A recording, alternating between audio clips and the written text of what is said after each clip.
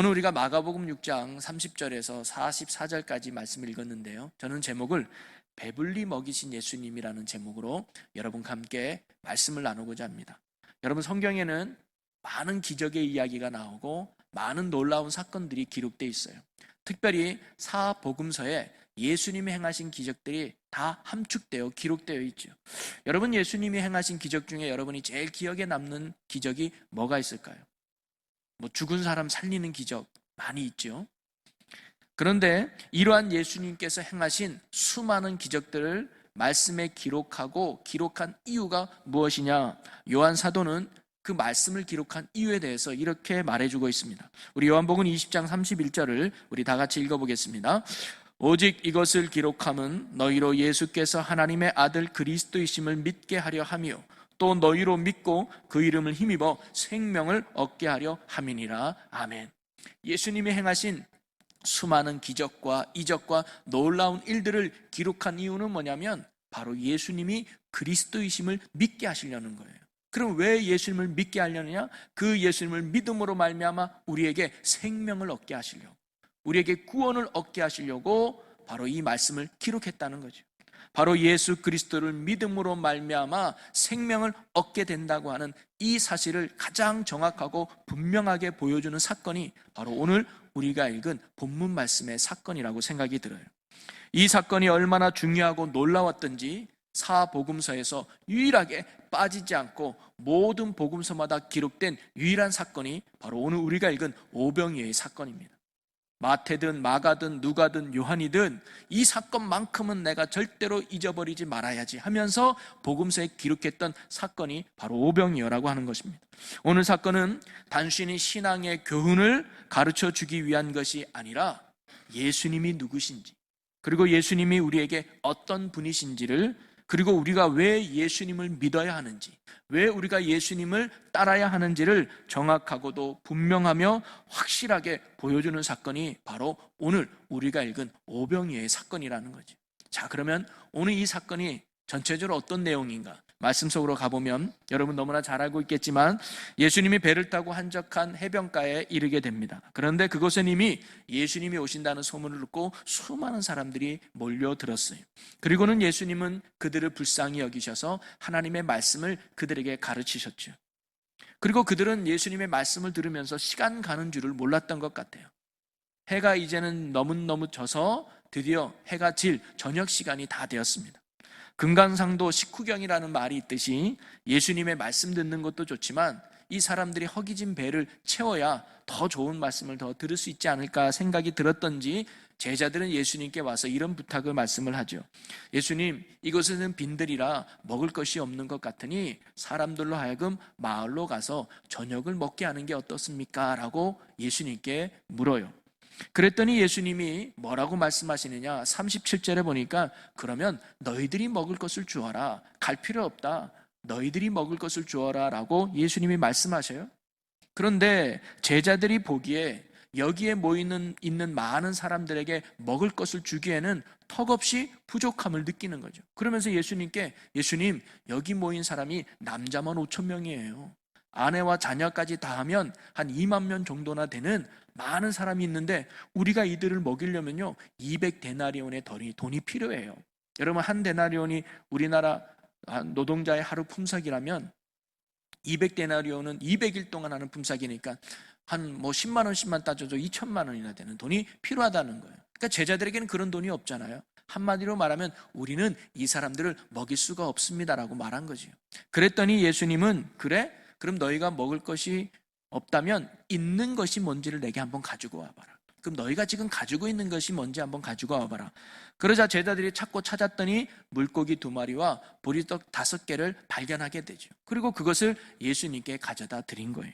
그런데 예수님은 정말 보잘것없는 물고기 2마리와 보리떡 5개를 가지고 하나님을 향해 축복 기도를 하시고 제자들에게 나누어 주었더니 어떤 일이 벌어졌느냐? 자, 42절과 43절입니다. 우리 같이 읽어보겠습니다. 다 배불리 먹고 남은 떡 조각과 물고기를 12바구니에 차게 거두었으며. 어떤 일이 일어났어요? 어떤 기적이 일어났어요? 2가지예요. 거기 모인 모든 사람이 다 배불리 먹었대요. 그리고 그걸로 끝나지 않고 12바구니나 가득 차게 음식을 거두었다라고 기록하고 있습니다. 이 사건이 당시 제자들에게 얼마나 놀랍고 신기하고 컸던지 마태나 마가나 누가나 요한 등 모든 제자들이 자신의 복음서에 빠지지 않고 기록한 사건이 바로 오늘 말씀의 사건이었다는 거예요. 자, 그렇다면 예수님께서 이 오병이의 사건을 통해서 우리에게 가르쳐 주시려고 했던 게 무엇일까요? 그리고 제자들이 이 말씀을 기록함으로 말미암아 이 말씀을 읽는 성도들에게 무엇을 가르쳐 주고 싶었을까요?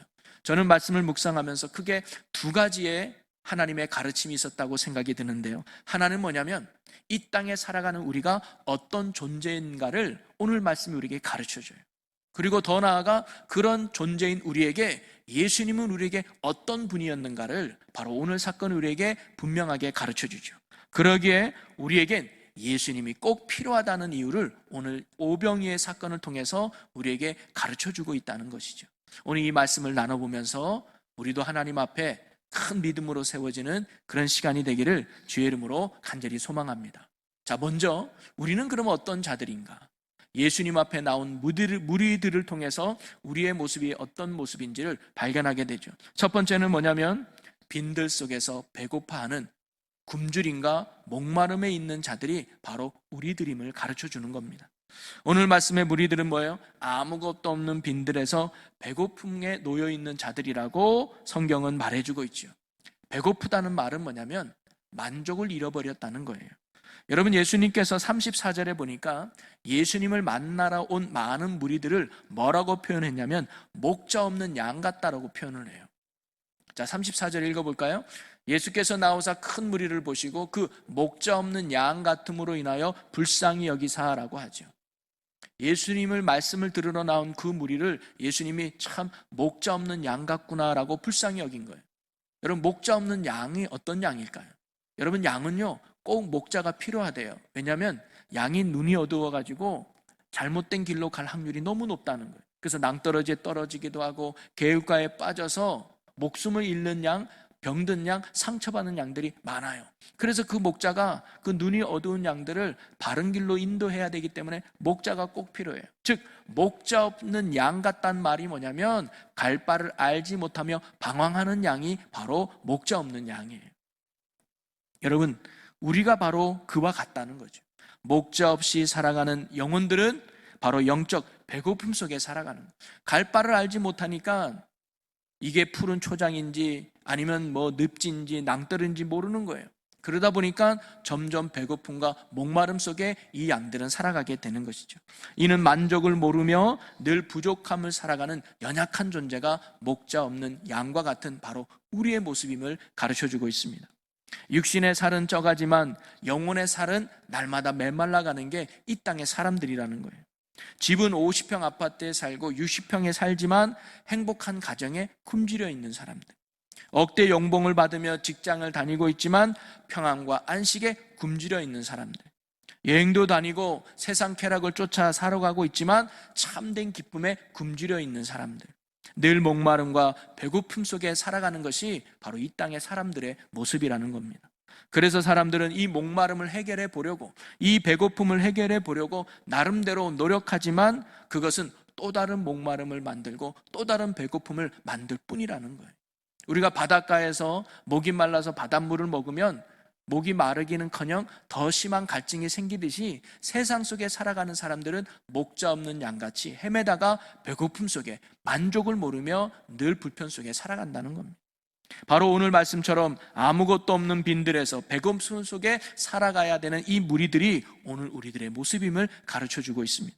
늘 배고픔과 목마름 속에서 참 만족을 잃고 살아가는 존재들이 목자 없는 양처럼 살아가는 죄인된 우리들의 모습이라는 거예요.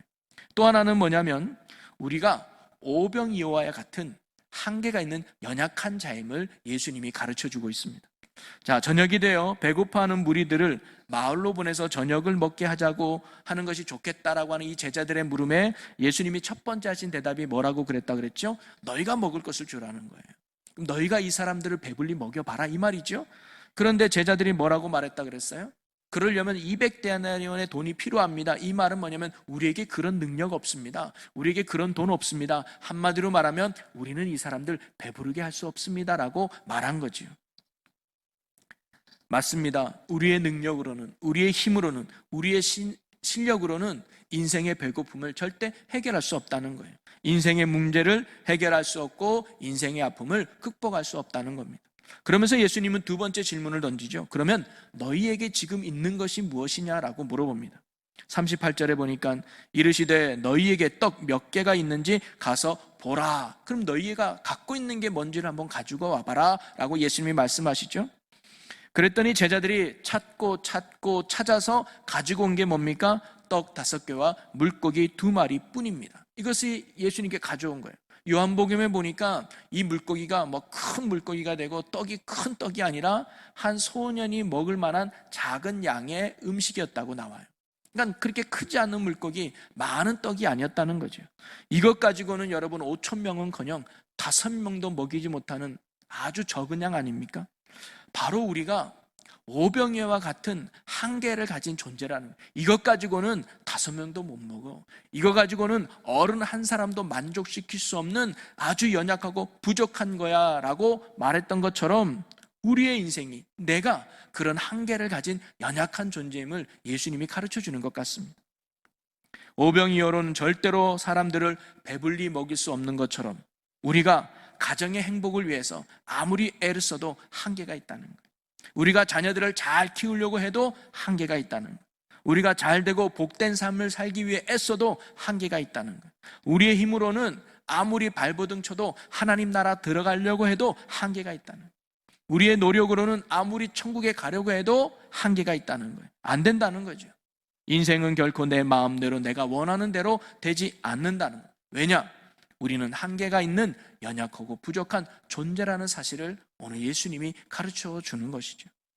자, 이렇게 오늘 말씀을 통해서 우리가 어떤 존재인가를 예수님이 먼저 보여주셨는데, 그것은 목자 없는 양같이 방황하며 갈 바를 알지 못하는 자가 우리들이고, 그러다 보니까 빈들에서 배고픔 속에 살아가는 참 만족을 잃어버린 존재가 우리들이고, 그리고 오병이어와 같이 한계에 부딪혀서 늘 연약하고 부족한 존재가 바로 우리들의 모습이었다 이 말이죠. 자, 그러면 이런 우리에게 예수님은 어떤 분이었을까요? 오늘 말씀에도 예수님이 어떤 분인지를 크게 2가지를 우리에게 가르쳐 줍니다. 그 첫째는 뭐냐면 배고픈 우리를 배불리시는 분이 바로 예수님임을 가르쳐 주죠. 우리 42절을 다시 한번 읽어볼까요? 시작. 다 배불리 먹고. 아멘. 여러분 아마 성경에서 제일 짧은 절을 말하라 하면 이 42절이 아닐까 싶어요. 여러분 오늘 한 절 외우신 거예요. 마가복음 6장 42절. 다 배불리 먹고. 여러분, 배고픈 무리를 배불리게 먹이신 분이 바로 예수님임을 오늘 우리에게 가르쳐주고 있는 겁니다. 여러분, 몇 사람만 배불리 먹은 게 아니에요. 야, 이거 가지고는 한 5명만, 10명만, 거기에 뭐 앞에 모인 사람만, 말 잘 듣는 사람만, 그렇게 몇 명만 배불리 먹인 것이 아니라 그곳에 모인 모든 사람들을 한 명도 빠짐없이 다 배불리 먹이셨다는 거예요. 이게 놀라운 거죠.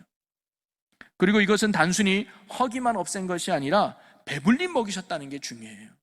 아, 그냥 나머지는 집에 가서 먹고 한 50%만 채우자, 30%만 채우자, 시간만 버티면 되지 하면서 단순히 허기만 없앤 것이 아니라 배불리 먹였다는 말은 뭐냐면 더 이상 안 먹어도 되는 거예요. 더 이상 내가 배부르기 위해서 다른 음식을 먹을 필요가 없다는 거예요. 이것으로 충분하다는 거예요. 가득 찼다는 표현 아니겠습니까? 다른 어떤 것도 더 이상 필요하지 않다는 말이 다 배불리 먹었다는 표현 아닐까요? 즉, 이 말의 의미는 뭐냐면 우리가 배부른 인생이 되기 위해서는 예수님이면 충분하다는 말씀이에요. 다른 거 필요 없다는 거예요. 예수님 한 분이면 충분하다는 사실을 예수님이 오늘 보여주고 있는 것입니다. 예수님 한 분이면 우리의 삶이 배부른 삶이 된다는 거예요. 예수님 한 분이면 우리의 가정이 배부른 가정이 될 수 있다는 거예요. 예수님 한 분이면 우리 교회가 배부른 교회가 될 수 있다는 거죠. 그 어떤 것도 그 무엇도 더 이상 필요하지 않습니다. 오직 예수님 한 분으로 충분하다는 것을 예수님이 오늘 우리에게 보여주신 거예요. 예수님 한 분으로 우리는 만족한 삶을, 충분한 삶을 살아갈 수 있다는 겁니다. 여러분, 이것이 깨달아지고 이것이 믿어지는 은혜가 여러분에게 있기를 주님의 이름으로 간절히 축원합니다. 이런 주님의 크신 은혜를 알았던 다윗도 시편 23편에서 이렇게 고백을 하죠. 여호와는 나의 목자시니 내게 부족함이 없으리로다. 그는 목자 되시는 주님이 계시기에 부족함이 없다고 고백을 해요. 이는 목자 되시는 주님 한 분만 내게 계시면 나는 더 이상 아무것도 필요 없다는 거예요. 그분으로 내 인생이 충분하다는 거죠. 어떤 어려움이 있어도, 어떤 아픔에 있어도, 어떤 고난에 있어도 딴 거 필요 없어. 예수님만 계시면 돼. 그분만 계시면 나는 배불러. 그분만 계시면 나는 충분해. 이런 신앙 고백이 다윗의 고백이었는데요, 이것은 다윗만의 고백이 아니라 바로 바울의 고백이기도 했습니다. 자, 빌립보서 4장 13절을 우리 같이 한번 읽어보겠습니다. 내게 능력 주시는 자 안에서 내가 모든 것을 할 수 있느니라. 아멘. 바울이 어떤 상황에 처하든 어떤 형편에 처하든 그 모든 것 가운데서 할 수 있었던 것, 그 어떤 형편에서도 배부를 수 있었던 것, 어떤 한편에서도 만족할 수 있었던 것은 바로 내게 능력 주시는 자 때문이다. 바로 주님 때문이라는 거예요. 예수님만 계시면, 예수님만 나와 함께 하시면 그 어떤 문제도 어떤 어려움도 능히 이겨내고 해결되는 배부름의 삶, 참 만족의 삶을 누릴 수 있었다고 바울이 고백한 것이죠. 여러분, 이러한 신앙 고백은 다윗에게만 해당되고 바울에게만 해당되는 것이 아니라 오늘 우리에게도 해당되는 신앙의 축복인 줄로 믿으시기를 바랍니다. 바로 우리도 예수님이면 충분하다는 거예요. 여러분, 예수님 한 분만으로 충분함을 믿으시기를 바랍니다. 예수님만이 우리를 배부르게 하시는 분이심을 여러분 꼭 믿으시면 바랍니다. 우리가 구원을 얻는 것도 예수님이면 충분하다는 것, 우리가 하나님의 나라 들어가는 것도 예수님이면 충분하다는 것, 우리가 이 땅에서 구원의 삶을 누리는 것도 예수님이면 충분하다는 것, 여러분이 안고 있는 어떤 인생의 문제도 다른 것 필요 없이 예수님이면 해결되고 예수님이면 치료되고 예수님이면 충분한 줄로 믿으시기를 바랍니다. 하루는 베드로와 요한이 성전에 기도하러 올라갔어요. 근데 기도하러 올라가다 보니까 태어날 때부터 걷지 못하고 앉아있는 한 장애인을 보게 됩니다. 그리고는 베드로 요한이 그를 긍휼히 여기고 불쌍히 여겨서 그에게 다가가요. 그랬더니 이 안진뱅이는 사람이 다가오니까 자기에게 먹을 것을 줄 줄 알고 아니면 몇 푼의 돈을 줄 줄 알고 기대감을 가지고 있었죠. 그런데 베드로와 요한이 그 사람에게 가서 이렇게 말을 합니다. 당신이 더 이상 구걸하지 않고 건강하게 사는 데는 이것입니다. 당신이 원하는 금과 은은 내게 없습니다. 당신이 원하는 음식도 내게 없습니다. 그러나 내게 있는 이것을 당신에게 주었습니다. 이것만 있으면 당신은 충분합니다. 이것만 있으면 당신 인생 변화됩니다. 이것만 있으면 당신 인생 새로워집니다. 이것이 뭐냐? 그 뒤에 그는 이렇게 말합니다. 나사렛 예수 그리스도의 이름으로 일어나라 선포한 것이죠. 바로 뭐예요? 예수님이면 충분하다는 거예요. 당신에게는 돈이 필요한 게 아니고 당신에게는 빵이 필요한 게 아니라 당신에게는 예수님이 필요합니다. 그분만 계시면 당신의 인생 달라집니다. 그분만 있으면 당신 인생 변화되는 거예요. 예수님이 그 사람을 배부르게 한 것이죠. 그래서 그 이름에 힘입어 그 사람은 일어나게 되고 걸으며 뛰며 하나님께 큰 영광을 돌리게 됩니다. 여러분, 예수님이 그 사람의 만족이 되고 그 사람을 배부르게 한 것이죠. 예수님 한 분으로 충분했던 것입니다. 여러분, 예수님이 우리를 배부르게 합니다. 그리고 예수님이면 충분하다는 거죠. 다른 거 필요 없습니다. 예수님이면 된다는 거죠. 여러분, 예수님이면 지긋지긋한 인생의 문제도 예수님이면 해결될 줄로 믿습니다. 예수님이면 변화될 것 같지 않았던 인생도 변화되게 되는 것입니다. 예수님만이 우리의 인생을, 그리고 우리의 가정을, 우리의 삶을 배부르게 하시는 분임을 결코 잊지 마시고 그 예수 안에 살아갈 수 있는 여러분이 되시기를 주의 이름으로 간절히 축원합니다. 그리고 예수님은 단순히 나만 배부르게 한 것이 아니라 우리를 차고 넘치게 하는 분임을 오늘 가르쳐 주죠. 43절에 보니까 남은 떡 조각과 물고기를 12바구니에 차게 거두었으며, 여러분, 예수님의 역사는 다 배불리 먹은 것으로만 끝나지 않았다는 거예요. 그들이 배불리 먹고도 12바구니나 차게 거두는 남는 역사로 끝났다는 겁니다.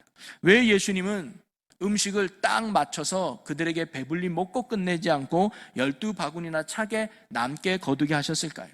예수님의 계산을 잘못했을까요? 야, 내가 인원 조사를 잘못해가지고 좀 오버했구나, 이런 낭비가 아니라 예수님이 12바구니를 차게 거두었다는 것은 예수님으로 인해 우리의 삶이 나만 잘 되는 것이 아니라, 나만 배부르는 것이 아니라, 나만 넘치는 것이 아니라 나를 통해서 그 넘치는 삶이 이어져 간다는 사실을 예수님이 가르쳐 주신 겁니다. 바로 주님의 은혜가 내게 부어지면 그 은혜가 나로 끝나는 것이 아니라 반드시 넘쳐서 흘러가게 된다는 사실을 예수님이 가르쳐 주신 거죠.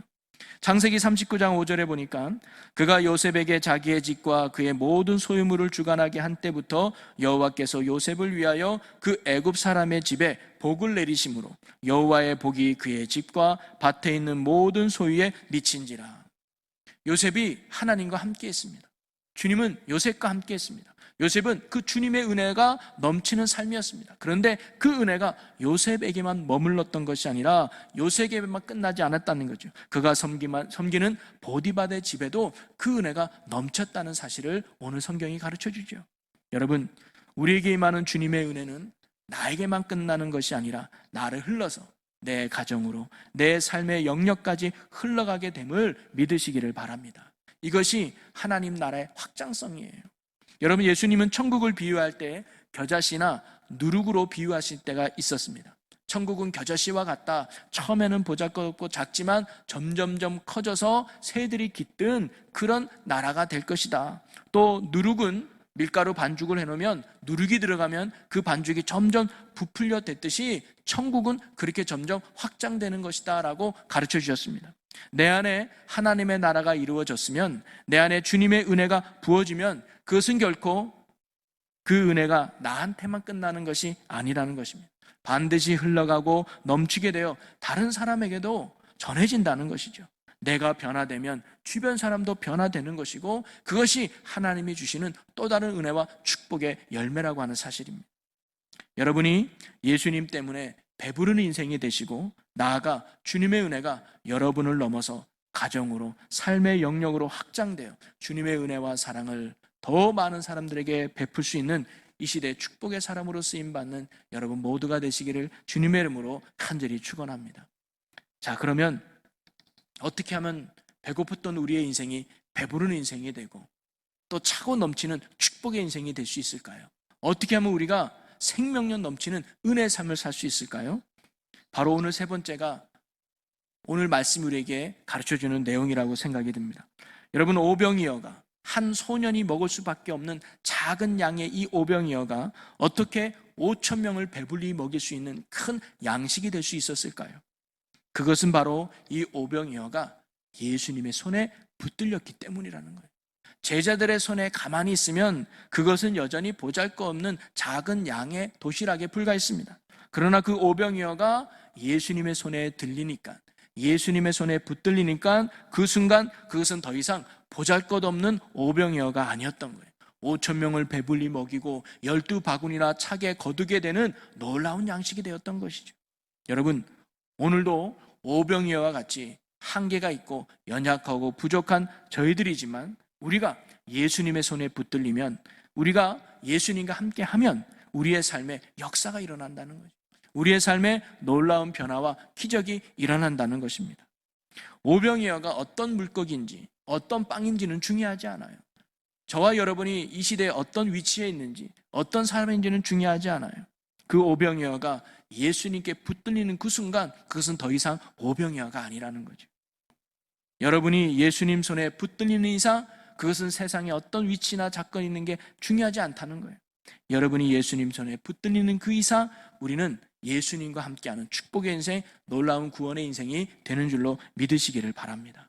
그러기에 여러분이 예수님 손에 붙들리는, 예수님 손에 들리는 이런 인생이 되기를 주님의 이름으로 간절히 축원합니다.